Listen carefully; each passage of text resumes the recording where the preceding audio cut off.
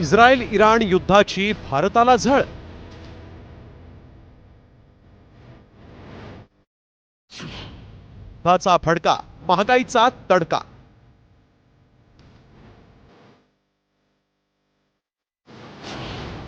युद्धामुळे कोणत्या वस्तू महाग होणार?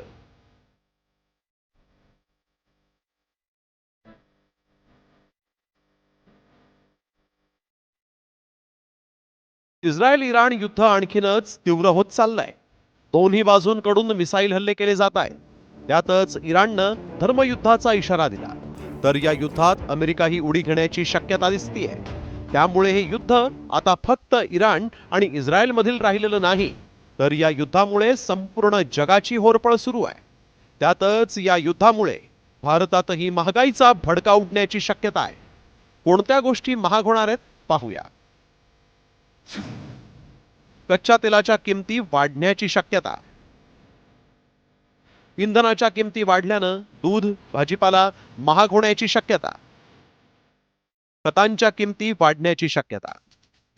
रासायनिक आणि प्लास्टिक उत्पादनं महागणार. खाद्यतेल, फळं आणि सुकामेव्याचे दर गगनाला भिडणार. लोखंड आणि मशिनरीसाठी लागणारं सामान महागणार.